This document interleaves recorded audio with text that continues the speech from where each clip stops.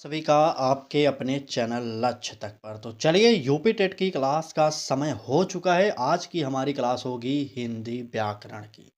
आज की इस क्लास को बहुत ही ध्यान से देखिएगा क्योंकि यहाँ से प्रश्न सीधे आपके पेपर में आ सकते हैं, क्योंकि प्रश्न का पैटर्न चेंज कर दिया गया और कुछ महत्वपूर्ण प्रश्नों की श्रृंखला को आपके सामने रखा जाएगा। यहाँ पर हम संपूर्ण व्याकरण की चर्चा करते हैं। प्रश्नों का पैटर्न आप देख रहे हैं किस प्रकार से करेंगे। एक एमसीक्यू प्लस 2 वन लाइनर। ठीक है, हिंदी के सभी व्याकरण के टॉपिक आज की इस क्लास में कवर किए जाएंगे, तो ध्यान से पूरी क्लास को जरूर देखिएगा।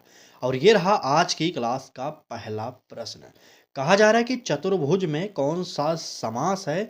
द्विगु होगा, बहुब्रीहि होगा, कर्मधारय होगा या तत्पुरुष होगा। तो आप सब जान जाइए कि जो यहाँ पर चतुर्भुज शब्द दिया गया ये काफ़ी विवादित रहता है। क्यों? क्योंकि यहाँ पर द्विगु भी हो सकता है और बहुव्रीहि भी हो सकता है। ठीक है, ये आप जानिएगा। अगर यहाँ पर बहुव्रीहि न रहे ऑप्शन में तो द्विगु मारिएगा, अगर द्विगु न रहे तो बहुव्रीहि मारिएगा। यहाँ पर दोनों चीज हो सकता है। ठीक, क्योंकि चतुर्भुज चार है भुजाएं जिसकी, यहाँ पर बहुव्रीहि भी हो जाएगा। तो यहाँ पर आज की क्लास का पहला प्रश्न का उत्तर आप लोग बहुव्रीहि मारेंगे, बी वाला ऑप्शन सही करेंगे।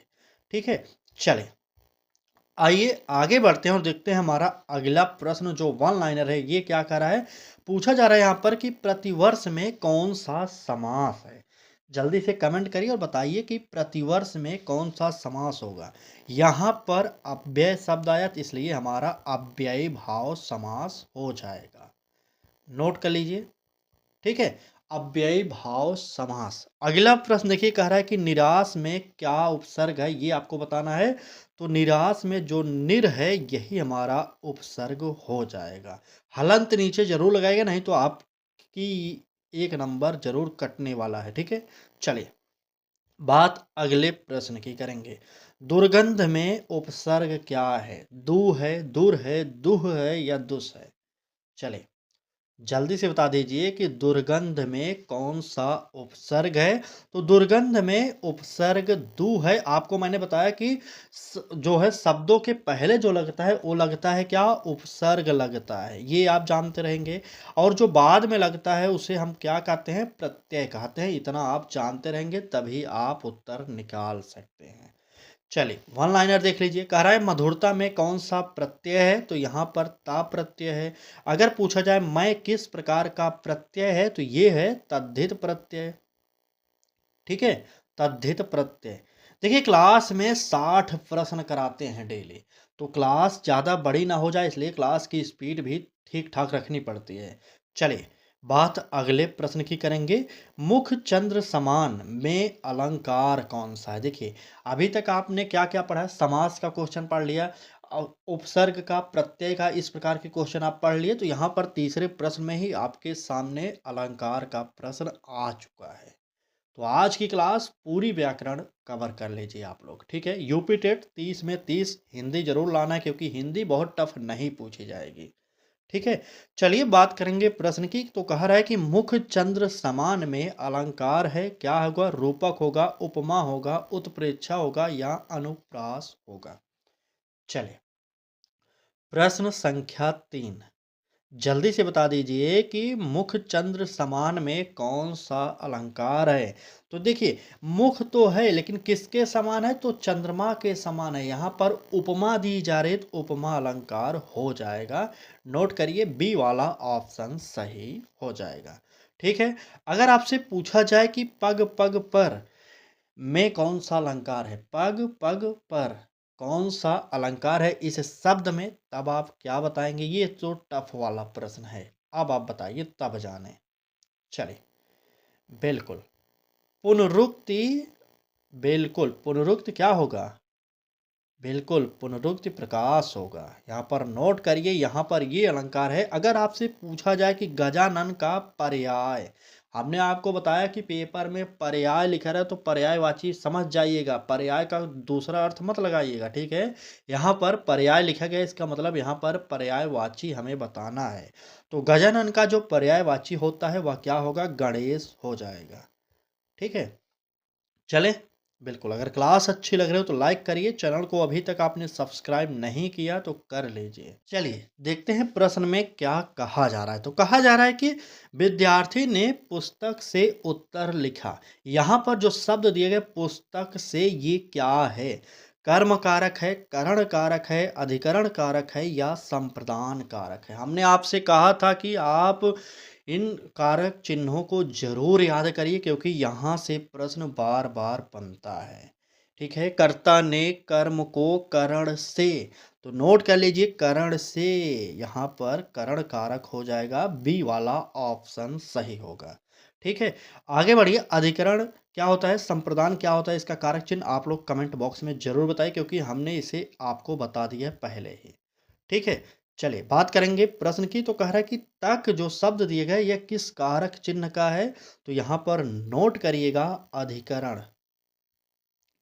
ठीक है? अधिकरण कारक। अगला प्रश्न देखिए, ओ मित्र में जो मित्र शब्द है ये क्या है? तो ये है संबोधन। ठीक है? संबोधन, 1 मिनट यहाँ पर संबोधन लिखना था ना? ठीक है, चलिए संबोधन कारक। ठीक है? कारक भी कह सकते हैं, संबोधन किया जा रहा है यहाँ पर, इतना आप जानते रहेंगे। अगला प्रश्न देखिए, कह रहा है कि वह जा रहा है में काल कौन सा होगा? सामान्य वर्तमान काल होगा, अपूर्ण वर्तमान होगा या पूर्ण भूत होगा या आसन्न भूत होगा? जल्दी से कमेंट करिए और बताइए कि वह जा रहा है कौन सा काल है। चलिए प्रश्न संख्या 5, बिल्कुल सही, अपूर्ण वर्तमान है क्योंकि वर्तमान में तो जा रहा है लेकिन अभी वह जा रहा है। ठीक है? इसलिए हमारा यहाँ पर वर्तमान पूर्ण नहीं है, अपूर्ण है। यहाँ पर बी वाला ऑप्शन सही कर लीजिए आप लोग। ठीक? आगे बढ़िए, वह गया होगा कौन-सा काल है? बताइए। वह गया होगा कौन-सा काल है? तो उत्तर नोट करिए, संभाव्य काल। ठीक है? संभाव्य भूतकाल। चलिए, यहाँ पर इसका उत्तर ये हो जाएगा। अगर आपसे पूछा जाए आज्ञावार्थक वाक्य किसे व्यक्त करता है? तो आज्ञावार्थक जो वाक्य होता है किसे व्यक्त करता है? आदेश को। आज्ञावार्थक मतलब आदेश दिया जाता है ना इसमें, यही हो जाएगा उत्तर हमारा यहाँ पर। ठीक? चलिए, तुरंत आगे बढ़िए और देखते हैं हमारा अगला प्रश्न क्या कह रहा है। आँसू शब्द क्या है? अगले प्रश्न में कहा जा रहा है आँसू शब्द क्या है? बताइए। पुल्लिंग है, स्त्रीलिंग, नपुंसक लिंग या उभयलिंग? प्रश्न संख्या 6, बिल्कुल सही। यहाँ पर आंसू शब्द जो है ये हमारा पुल्लिंग शब्द है। ठीक है? आंसू शब्द जो है पुल्लिंग शब्द है, ए वाला ऑप्शन नोट करिए और तुरंत आगे बढ़िए अगला प्रश्न। अगर आपसे पूछा जाए कि नदी का बहुवचन क्या है तब आप क्या बताएंगे? चलिए जल्दी से कमेंट करें, बताइए नदी का बहुवचन क्या होगा? चलिए, बिल्कुल सही। यहाँ पर नदी का जो बहुवचन होगा, क्या होगा? नदियाँ हो जाएगा। ठीक है? नदियाँ। अगर आपसे पूछा जाए कि भिक्षु का स्त्रीलिंग क्या होगा? तो क्या बताएँगे? भिक्षुड़ी हो जाएगा। ठीक? भिक्षुड़ी। चलें, भिक्षु का स्त्रीलिंग जो होगा वह होगा भिक्षुड़ी। यहाँ पर इसे नोट करिए और अगला प्रश्न देखिए, कुछ लोग, एक वाक्य दिए गए, कुछ लोग में कुछ शब्द जो है ये क्या है? परिणामवाचक विशेषण है, संख्यावाचक है, गुणवाचक है, संकेतवाचक है। चलिए प्रश्न संख्या 7, बताइए फटाक से, कुछ लोग में कुछ शब्द क्या है? तो बिल्कुल सही, यहाँ पर ये शब्द जो है परिमाणवाचक विशेषण है। ठीक है? संख्यावाचक तो होगा नहीं, गुण की बात किया नहीं गया, संकेत की बात हो नहीं रही, इसलिए हमारा उत्तर जो होगा ए ऑप्शन सही हो जाएगा, परिमाणवाचक विशेषण। अगला प्रश्न देखिए क्या कह रहा है। कहा जा रहा है ऐसे कौन सा विशेषण है? चले, ऐसे कौन सा विशेषण है? अगर आपसे ये पूछा जाए तब आप क्या बताएंगे? बिल्कुल नोट करिए, संकेतवाचक। ठीक, संकेतवाचक विशेषण। चलिए, संकेतवाचक विशेषण। अगर आपसे पूछा जाए कि स्वयं किस प्रकार का सर्वनाम है तब आप क्या कहेंगे? स्वयं सर्वनाम किस प्रकार का है? बिल्कुल सही, यहाँ पर निजवाचक हो जाएगा। निजवाचक सर्वनाम। लिखिएगा, आराम से समझते हुए चलना है। देखिए जो लिख रहे हैं उसे आप नोट्स बनाइए, यही अंतिम समय में आपको काम आएगा। ठीक है? और यहाँ पर डेली क्लास को जॉइन करिए। देखिए पढ़ना तो पड़ेगा, अगर आप यूपी टेट पास होना चाह रहे हैं तो मेहनत तो करनी पड़ेगी। और जो लोग देख रहे हैं कि लास्ट समय में पढ़कर 1-2 महीने में पास हो जाएँगे ना, यूपी टेट को इतने हल्के में मत लीजिएगा। 1 नंबर से कई लाख लोग फेल होते हैं। और इस बार लगभग 25 लाख फार्म पड़ेगा यूपी टेट के लिए, क्योंकि 27 में है चुनाव, हो सकता है वो आ जाए सुपर टेट की वैकेंसी। ठीक? और यह क्लास पेपर 1 पेपर 2 दोनों के लिए है, चाहे आप प्राइमरी स्तर पर तैयारी कर रहे हो या मिडिल स्तर पर, ठीक है? क्योंकि हिंदी और सीडीपी का सिलेबस सेम है। हमने आपको सिलेबस भी बताया, आप हमारे चैनल के प्लेलिस्ट पर जाइए, वहाँ पर यूपी टेट क्लासेस के नाम से एक प्लेलिस्ट बनी है, वहाँ पर आप देख सकते हैं सिलेबस। ठीक? आइए प्रश्न पर चलेंगे। जब वर्षा होती है तब मेढक टर्राते हैं। यह क्या है? सरल वाक्य है, संयुक्त वाक्य है, मिश्र वाक्य है या विस्मयादि बोधक है? तो यहाँ पर विस्मयादि बोधक की बात तो हो नहीं रही है, इसलिए हमारा उत्तर डी नहीं होगा। ठीक? जब वर्षा होती है तब मेढक टर्राते हैं, ये शब्द जो है हमारा क्या है? मिश्र वाक्य है, बिल्कुल मिश्र वाक्य, सी वाला ऑप्शन सही कर लीजिए। चलिए, अगर आपसे पूछा जाए कि मिश्र वाक्य में प्रधान उपवाक्य की संख्या कितनी है, तब आप क्या बताएंगे? 1 हो जाएगा। ठीक? अगर आपसे पूछा जाए कि तथा किस प्रकार का संयोजक है, तब आप क्या बताएंगे? चलिए, जल्दी से कमेंट करिए। बिल्कुल सही, तथा जो है समुच्चय समुच्चय बोधक है। ठीक है? समुच्चय बोधक है यह हमारा तथा वाला शब्द। चलिए नोट करिए और तुरंत आगे बढ़ते हैं, देखते हैं प्रश्न क्या कह रहा है। कहा जा रहा है कि पृथ्वी का पर्याय नहीं है।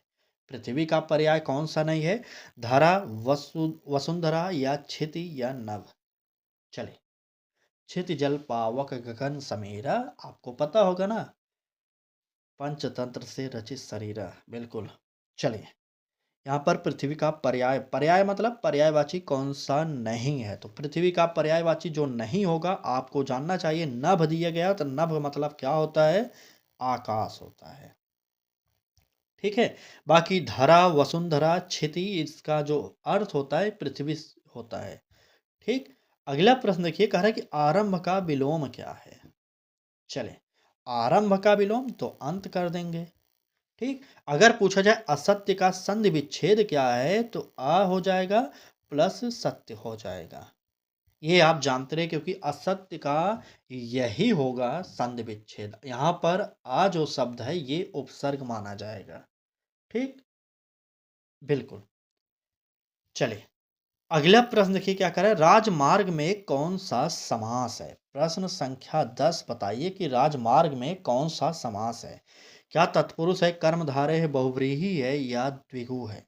चलिए बताइए, राजमार्ग। ठीक है, राजमार्ग बताइए। बिल्कुल, राजा के लिए मार्ग। ठीक है, बिल्कुल राजा के लिए मार्ग हो सकता है, तो यहाँ पर उत्तर तत्पुरुष सही हो जाएगा। अगला प्रश्न देखिए क्या कह रहा है, सज्जन में कौन सी संधि है? तो सज्जन में जो है व्यंजन संधि होती है, ये जानते रहेंगे। विश्वविद्यालय में कौन सा समास है, अगर ये आपसे पूछा जाए, तो विश्वविद्यालय में समास बताइए। बिल्कुल तत्पुरुष होगा। ठीक, तत्पुरुष समास हो जाएगा, ये भी आप जानते रहेंगे।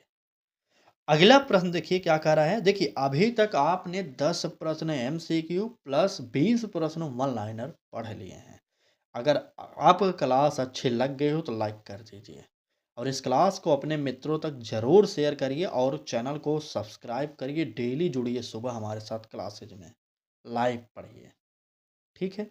चलिए, बात करेंगे अगले प्रश्न की। कहा जा रहा है कि दिन प्रतिदिन यह है, क्या है? पूर्ण पुनरुक्ति है, आंशिक पुनरुक्ति है, अर्थ पुनरुक्ति है या अनुप्रास? यहाँ पर अनुप्रास नहीं होगा। ठीक? ए बी सी 11वें का उत्तर बताइए कौन सा सही होगा। चलिए, बात दिन प्रतिदिन की जाएगी, तो यहाँ पर ये आंशिक पुनरुक्ति होगा, यानी बी वाला ऑप्शन सही हो जाएगा। ठीक है? चलिए, अगर आपसे पूछा जाए कि धीरे धीरे किस प्रकार की पुनरुक्ति है, तब आप क्या बताएंगे? धीरे धीरे शब्द जो है ये पूर्ण पुनरुक्ति है। ठीक, पूर्ण पुनरुक्ति है, ये आप जानते रहेंगे। माता पिता में किस प्रकार का समास है, अगर ये आपसे पूछा जाए तो यहाँ पर द्वंद्व समास है, ये भी आप नोट कर लीजिए। माता पिता में समास कौन सा है, तो द्वंद्व समास है। ठीक, अगला प्रश्न देखिए, यदि वह आए तो मैं जाऊं, यह क्या है? सरल है, संयुक्त है, मिश्र है, आज्ञार्थक? आज्ञार्थक की बात हो नहीं रही है, तो यहाँ पर इस प्रश्न का उत्तर सरल नहीं होगा, यहाँ पर मिश्र वाला सी ऑप्शन सही होगा। ये मिश्रित वाक्य है। अगर इस प्रकार से प्रश्न आपके पेपर में आएंगे तो आपको बहुत कठिनाई होने वाले है, इसलिए आप अधिक से अधिक प्रैक्टिस सेट अभी हल कर लीजिए। ठीक, चलिए, आश्रित उपवाक्य किससे प्रारंभ होते हैं? अगर ये प्रश्न आपसे पूछा जाए तब आप क्या बताएंगे?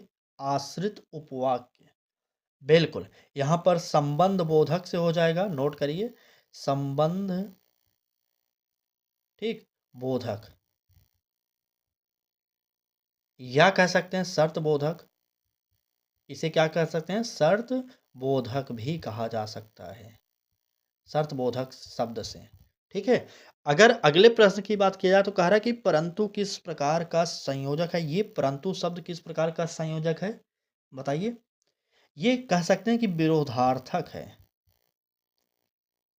ठीक, विरोधार्थक संयोजक है, ये आप जान जाइए। यहाँ पर इसका उत्तर जरूर नोट करिएगा क्योंकि ये प्रश्न बहुत ही इंपॉर्टेंट है आपके लिए। अगला प्रश्न देखिए, कह रहा है कि दांत खट्टे करने का अर्थ क्या है? दांत साफ करना? बिल्कुल नहीं। पराजित करना? बिल्कुल, यही हो जाएगा हमारा। ठीक है, ये है हमारा मुहावरा लोकोक्ति का भी प्रश्न आ गया आपके सामने। ठीक है, प्रश्न संख्या 13 का उत्तर बी वाला ऑप्शन आप सही करेंगे। अगला प्रश्न देखिए क्या कह रहा है, आंख दिखाने का अर्थ क्या है?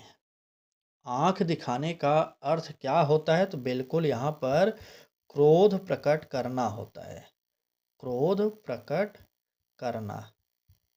ठीक, अगर आपसे पूछा जाए एक प्रसिद्ध लोकोक्ति लिखें तो आप क्या लिखेंगे? कुछ भी लिख सकते हैं, क्या लिखेंगे बताइए? देर आए दुरुस्त आए, चलिए यही लिख लीजिए, यहाँ पर लोकोक्ति में लिख लीजिएगा देर आए दुरुस्त आए। आगे बढ़ते हैं, अगला प्रश्न देखते हैं क्या कह रहा है, पत्र लिखा गया, यह है क्या है? कर्तृवाच्य है, कर्मवाच्य है, भाववाच्य है, या आज्ञार्थक है? चलिए, पत्र लिखा गया तो यहाँ पर कर्म किया गया, ठीक है, तो बिल्कुल कर्मवाच्य हो जाएगा, यहाँ पर बी वाला उत्तर सही होगा। ठीक, अगला प्रश्न देखिए क्या कर रहा है, कर्मवाच्य में क्रिया किस लिंग या वचन के अनुसार होती है? तो जब कर्मवाच्य की हो रही तो बिल्कुल कर्म के अनुसार होगा। ठीक, कर्म के अनुसार नोट कर लीजिएगा अच्छे से आप लोग। ठीक है, अगर बात अगले प्रश्न की जाए, भाववाच्य में कर्ता का उल्लेख होता है या नहीं? तो उल्लेख होगा कि नहीं बताइए? उल्लेख होगा कि नहीं? नहीं होगा। ठीक है, इस प्रश्न का उत्तर नोट करिए, उल्लेख नहीं होता कर्ता का। ठीक है, चलिए आगे आइए, और लड़की में पूछा जा रहा है प्रत्यय कौन सा है? ई होता है, की होता है, का होता है, या ला होता है? जल्दी से बताइए कि लड़की शब्द में प्रत्यय कौन सा है? तो यहाँ पर ई शब्द हो जाएगा प्रत्यय, ए वाला ऑप्शन सही। ठीक है, चलिए नेक्स्ट आइए, गरीबी में कौन सा प्रत्यय है? तो गरीबी में प्रत्यय जो होता है ई प्रत्यय होता है। एक मिनट, यहाँ पर ई प्रत्यय होगा। ठीक, अति उपसर्ग से एक शब्द अगर आपको बनाना है तो क्या बनाएंगे? अति सुंदर बना सकते हैं, सुंदर तो है लेकिन अति सुंदर। ठीक है, चलिए अति सुंदर लिख लीजिएगा यहाँ पर, और तुरंत आगे बढ़ते हैं और देखते हैं अगला प्रश्न क्या कह रहा है, सूर्योदय का संधि विच्छेद क्या है? आप खुद पढ़ेंगे और 5 सेकंड के अंदर उत्तर देंगे। चलिए, प्रश्न संख्या 16, सूर्योदय में कौन सा संधि विच्छेद सही होगा? यहाँ पर चलिए, बिल्कुल सही, यहाँ पर सूर्य धन उदय यानी कि सूर्योदय। अब आपको यहाँ पर कमेंट कर, ये तो ए ऑप्शन सही हो गया। ठीक है, अब आप कमेंट करिए कि इसमें संधि कौन सी है। चलिए, आप लोग इसको जरूर बताएंगे कमेंट बॉक्स में कि संधि कौन सी है इसमें। अगला प्रश्न तब तक देखते हैं, महात्मा में कौन सी संधि है? बताइए, महात्मा में कौन सी संधि? अगर आपसे ये प्रश्न पूछा जाए तब आप क्या बताएंगे? बिल्कुल सही, यहाँ पर महात्मा जो शब्द दिए गए यहाँ पर दीर्घ संधि होगी। ठीक है, दीर्घ संधि नोट कर लीजिए। जलपान में कौन सा समास है, तब आप क्या बताएंगे? जलपान में कौन सा समास है? तत्पुरुष समास हो जाएगा। ठीक, तत्पुरुष समास। यहां पर ये जानेंगे और तुरंत आगे बढ़िए अगला प्रश्न। प्रश्न देखिए, कह रहा है कि खट खट जो शब्द दिया गया है यह क्या है? तद्धित है, धातु है, शब्दानुकरण है या उपसर्ग युक्त है? जल्दी से बताइए, खट खट जो शब्द है ये क्या है? प्रश्न संख्या 17 का उत्तर फटाक से बताएंगे। बिल्कुल, यहाँ पर 17 का जो उत्तर बता रहे हैं, सी वाला शब्दानुकरण बिल्कुल सही बताया जा रहा है, क्योंकि यही हमारा खट खट शब्द जो दिए गए यही है सही। अगला प्रश्न देखिए, कह रहा है अधिकतम में कौन सी अवस्था है? बताइए, अधिकतम में कौन सी अवस्था हो जाएगी? तो उत्तमा अवस्था हो जाएगी। ठीक है, उत्तमा अवस्था। अगर आपसे पूछा जाए कि सज्जनता किससे बना है, तो कुछ भी कह सकते हैं। किससे बना है भाई साहब, बताइए? सज्जनता। तो यहाँ पर संधि विच्छेद करने की बात किया जा रहा है, सज्जन, सज्जन हो जाएगा, उसके बाद प्लस करके ता लगा दीजिएगा, इसी से बना है सज्जनता। ठीक है, यहाँ पर ता जो शब्द है ये प्रत्यय है सज्जनता में, ये जानते रहेंगे और आगे बढ़ेंगे, देखेंगे अगला प्रश्न। ठीक है, चलिए, आपके लिए डेली इसी प्रकार की क्लास हो रही है, आप देख सकते हैं। अगर आपने चैनल को सब्सक्राइब किया होगा तो आपके पास नोटिफिकेशन भी जाएगा। ठीक, आइए देखते हैं प्रश्न क्या करे। हालांकि वह थका था फिर भी काम किया, यह है क्या है? सरल है, संयुक्त है, मिश्र है, प्रश्नवाचक। तो यहाँ पर प्रश्नवाचक की बात हो नहीं रही, इसलिए काट दीजिए। हालांकि वह थका था फिर भी काम किया, क्या है? बताइए, प्रश्न संख्या 18। चलिए, बिल्कुल, यहाँ पर भी जो है मिश्र हो जाएगा, मिश्र वाक्य है, या हमारा सी वाला ऑप्शन सही हो जाएगा। ठीक, अगला प्रश्न देखिए क्या कर रहा है, फिर भी किस प्रकार का अव्यय है? बताइए, फिर भी जो शब्द है किस प्रकार का अव्यय होता है, ये आप बताएंगे। बिल्कुल, यहाँ पर क्या होगा? चलिए बताइए। विरोधार्थक, विरोधार्थक अव्यय होता है ये जानते रहिए, अव्यय लिख लीजिएगा। क्योंकि किस प्रकार का संयोजक है, अगर ये पूछा जाए तो कारणवाचक होता है, कारणवाचक। ठीक है, क्योंकि जो शब्द दिए गए कारणवाचक संयोजक होता है। अगला प्रश्न देखिए, सूर्य का पर्याय क्या है? पर्याय का संबंध पर्यायवाची से होता है। ठीक है, शशि है, रवि है, इंदु है या हिमांशु है? चलिए, प्रश्न संख्या 19, सूर्य का पर्याय देखिए, शशि तो चंद्रमा को कहेंगे, यहाँ पर रवि शब्द जो दिए गए यही हमारा सूर्य का पर्यायवाची है, रवि का अर्थ भी सूर्य होता है, बी ऑप्शन सही कर लीजिए। अगर वन लाइनर की बात किया जाए तो कह रहा है लाभ का विलोम तो हानि होता है। ठीक है, अगर अनुकरण में उपसर्ग पूछा जा रहा है तो अनु बता दीजिएगा।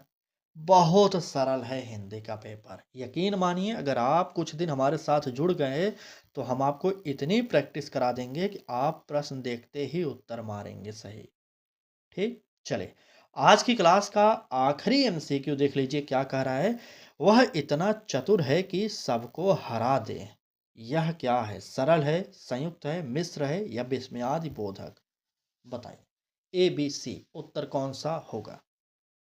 चलिए, बिल्कुल, यहाँ पर जो है ये शब्द मिश्र वाक्य हो जाएगा, सी वाला ऑप्शन सही हो जाएगा।